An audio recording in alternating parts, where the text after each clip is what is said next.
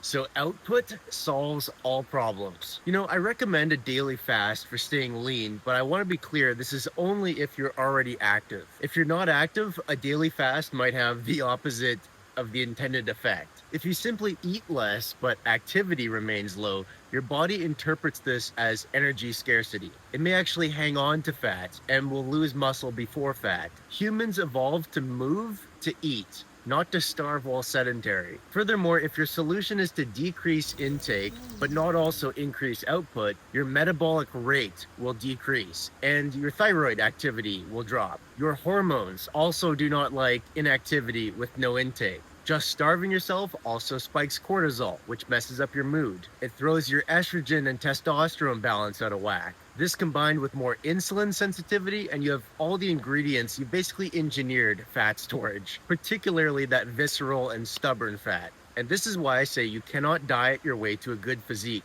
and why I say increasing output solves all problems. A daily fast is a good tool, but only once you're already moving. You need to get moving first, and to do that, you need to fire up your metabolism with something, two ingredients, food in the tank and your butt moving. When I started, it was a big bowl of steel cut oats every morning with blueberries and maple syrup, which is like a truckload of carbohydrate, and this fueled 45 to an hour of intense cardio every day. I did this local hike here in Vancouver called the Grouse Grind. Maybe you know it, it's a grind. And I did this every day for more than my first year of sobriety. And this supercharged my metabolism, upregulated my metabolic rate, all my systems, my immune system too. It got me cooking. Eventually I started lifting and building actual muscle. I got completely shredded, lean and mean, totally exposed my foundation and what I was working with. And then I started lifting weights and adding muscle on top of it. And then I tapered off the insane daily cardio and the massive bowl of oats every day. And actually, this is when I started doing my daily fast. Once I had everything like right where I wanted it, a good metabolic rate and good baseline cardiovascular health. You need to get moving first. This is number one. And this is why everyone who says, duh, it's simple, bro, it's just less calories in than out, is just an asshole.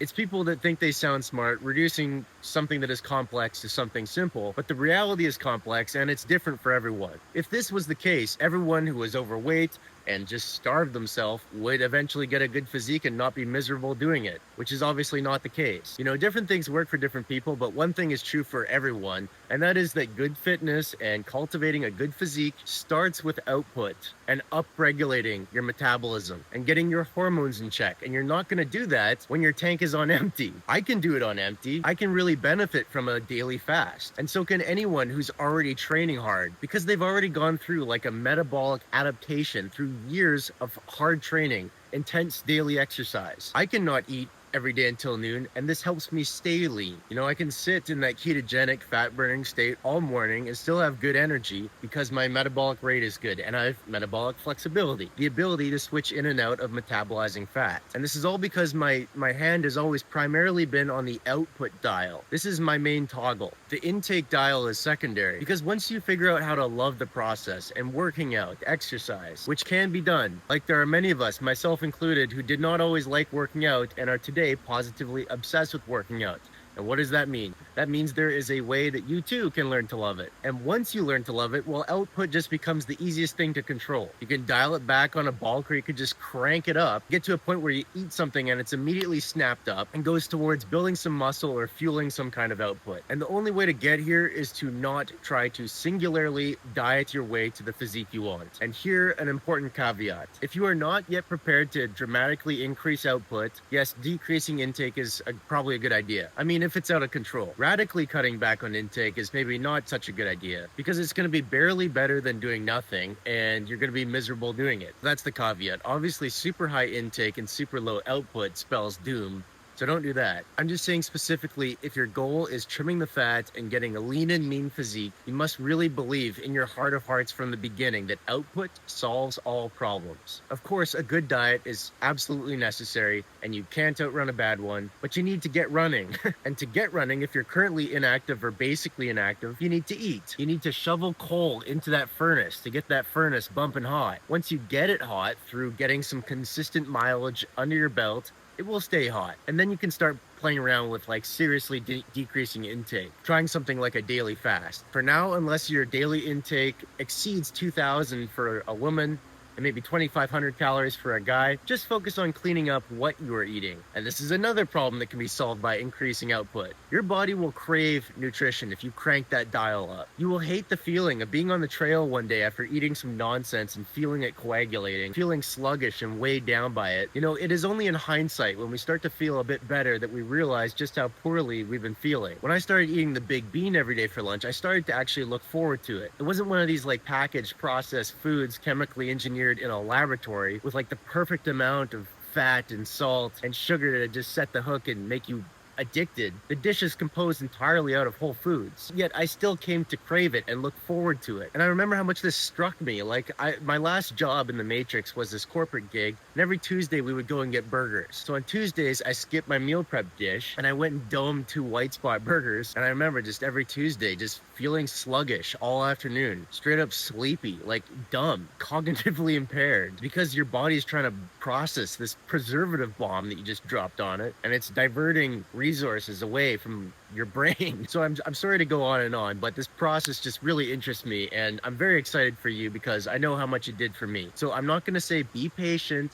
Actually, you will be amazed before you're halfway through, as they say. Results will come before you know it. You just have to, like, in a weird way, not think about them. You can be driven mad by your goals if they are just your primary orientation and not the process itself. Don't be goal-oriented, be process-oriented. Think about where you are right now. That's what matters. If you're picking up what I'm putting down and you also believe that output solves all problems, you want to crank that dial up, cardio is your best bet. And for that, you have walking, jogging, running, sprinting, cycling, hiking, swimming.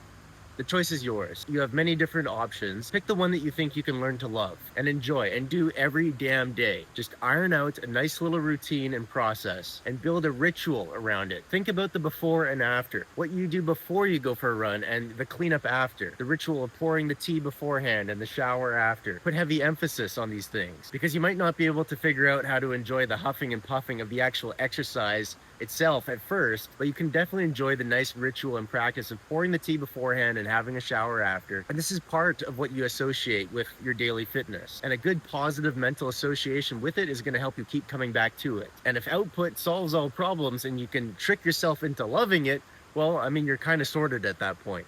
I'm just working on the final cut of the video that you're watching right now, and I just realized there's one thing I forgot. Little Sober Fitness announcement. So if you've been following me for a minute, maybe you know I do zero affiliate marketing. I've left every brand deal I've ever received on red because I'm trying to remain independent. And so far, with your help, I've been able to do that through the sales of my fitness programs, which, by the way, written them all myself, so you know I believe in them. It's everything that I've done to get to where I'm at today. So I hope you check those out. You can get them all for 50% off the Sober Fitness bundle. And also, I'm now doing some exclusive content for subscribers. With the way Sober Fitness has taken off, like, it's awesome, but unfortunately with that, I just can't get to every single commented question. So if you have something specific that you would like me to talk about or a comment, members, subscribers, right to the top of my feed. And the $6.99 tier gets you unlimited access to all the new exclusive content. So I hope you subscribe and check out those programs. Thank you so much for watching. Appreciate you guys.